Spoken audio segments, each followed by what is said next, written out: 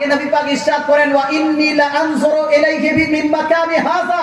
হে আমার উম্মত উম্মতেরা শোনাও, সেই হাউজে কাউসারকে, যেটা আমরা কাল কিয়ামতের মাঠে যেখানে আমাদের সাক্ষাৎ হবে, সেই হাউজে কাউসারকে আমি এখানে দাঁড়িয়েই দেখতে পাচ্ছি, বলে সুবহানাল্লাহ। সুবহানাল্লাহ। সেই নবী দুই কবরে দিয়ে পাশ দিয়ে অতিক্রম করার কালে বলছেন দুইটা কবরে আযাব হচ্ছে। নবী আর কি দেখে? বিশ্ব কায়নাতের মধ্যে আল্লাহ তাআলা এমন কোন বস্তু সৃষ্টি করেননি যেই সৃষ্টি নবী পাকের দৃষ্টি থেকে আড়ালে রয়েছে, বলে সুবহানাল্লাহ। কোন সৃষ্টি এমন নাই। আরো একটা বুখারী শরীফের হাদিস শুনে নেন।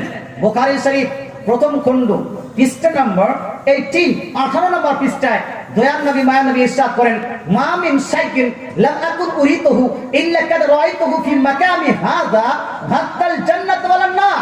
ও তার নবী পাক ইরশাদ করেন যে আল্লাহ তাআলা যতগুলো জিনিস সৃষ্টি করেছে তার মধ্যে যেই জিনিসকে আমি দেখিনি, এর আগে যেই জিনিসকে আমাকে দেখানো হয়নি, আজ আমি মক্কায় বসে এই মক্কার ভূমি থেকে আল্লাহর গোটা সৃষ্টি জগৎকে দেখে নিলাম, বলে সুবহানাল্লাহ।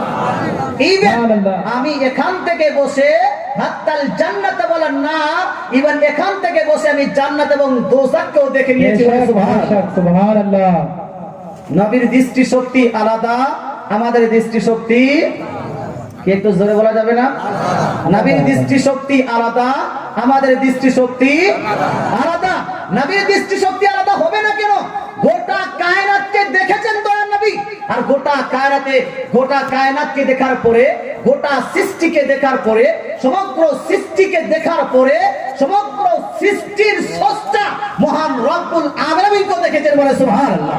কথা লিপিবদ্ধ আছে, এই হাদিসটি লিপিবদ্ধ আছে তিরমিজি শরীফে 3 জায়গায়, আর মিশকাত শরীফ প্রথম খণ্ড পৃষ্ঠা নাম্বার 69 এবং 70 মধ্যে দয়ার নবী মায়া নবী ইরশাদ করেন রাআইতু রাব্বি আযজা ওয়া জাল্লা ফি আহসানি সূরা, নিশ্চয়ই আমি আমার প্রতিপালককে খুব সুন্দরভাবে প্রত্যক্ষ করেছি, বলে সুবহানাল্লাহ।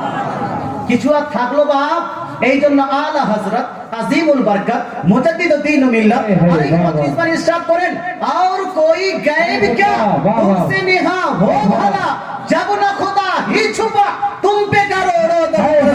नारे तकबीर, नारे रिसालत, नारे हैदरी, कलामे आला हजरत। नबी पाक साल्लाल्लाहु अलैहि वसल्लमेর প্রসঙ্গে आला हजरत আজিমুল বরকত মুজাদ্দিদুদ্দিন মিল্লাত ইরশাদ করেন আর কোই গায়ব क्या, অন্য কোন আপনার লুকিত বা গোপনীয় বিষয় আপনার কাছ থেকে গোপনীয় কেমন থাকতে পারে, যখন সমস্ত গায়বের মধ্যে সবথেকে বড় গায়ব, সবথেকে বড় গোপনীয় আপনার তিনি হলেন আল্লাহ রাব্বুল আলামিন। সে আল্লাহ রাব্বুল আলামিন আপনার দৃষ্টি থেকে গোপনীয় নন, বলে সুবহানাল্লাহ।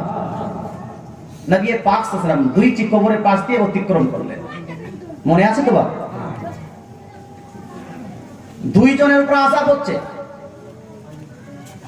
একজনের উপর এই জন্য আযাব হচ্ছে যে পেশাবের ছিটা থেকে বাঁচে না, পেশাবের ফোঁটা থেকে বাঁচে না। খুব ধ্যান দিয়ে শুনেন, পেশাবের ছিটা, পেশাবের ফোঁটা থেকে বাঁচে না। এর কতগুলো কোয়ালিটি হতে পারে, তার অনেকগুলো কোয়ালিটি। তার মধ্যে একটা হলো দাঁড়িয়ে পেশাব করছে, সে ইস্তিনজা করলো না, পানি নিল না, তো তার ফোঁটা আপনার পেন্টে বা এখানে ওখানে লাগলো।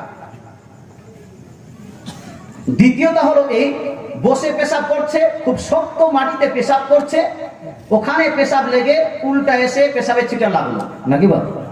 এটা মা বোনদের ক্ষেত্রে বেশি হয়। যে কোনো পদ্ধতিতে আপনার উপর যদি ছিটা পড়ে আসে আর আপনি যদি সেখান থেকে বাঁচতে না চান বা পরক্ষণে পড়ে গেলে সেটাকে ধুয়ে না নেন, ওই জায়গাটা আপনার শরীরটা হয়ে গেল অপবিত্র, পবিত্র না অপবিত্র। আর সেই অপবিত্র অবস্থায় যদি আপনি নামাজ পড়েন, নামাজটা হবে বাপ? ধারণা করেন নামাজ হবে? নামাজ হবে না।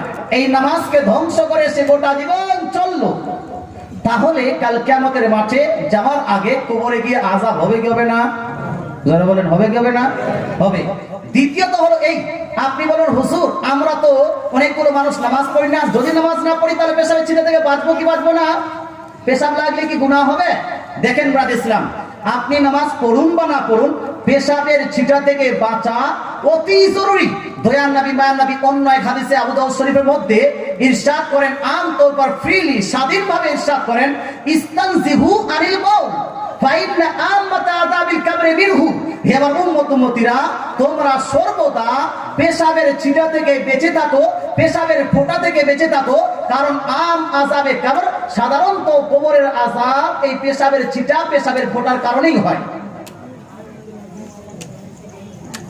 সব সময় আমাদেরকে বেঁচে থাকতে হবে। তার মানে হলো এই, এত টাইট ফিটিং প্যান্ট পরা যাবে না যে প্যান্ট পরে আপনি বসতে চাইলে ঠিকভাবে পেশাব হবে না। যাবে বাবা? ভালো বলেন। প্যান্ট যদি পরেন আপনাকে ঢিলঢাল পড়তে হবে, পায়জামা যদি পরেন আপনাকে ঢিলঢাল পড়তে হবে। কথা বোঝা গেল?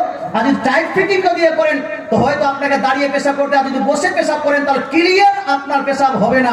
ক্লিয়ার পেশাব না হওয়ার কারণে পরক্ষণে আপনার দুই এক ফোঁটা পেশাবের প্যান্টে লেগে যাবে।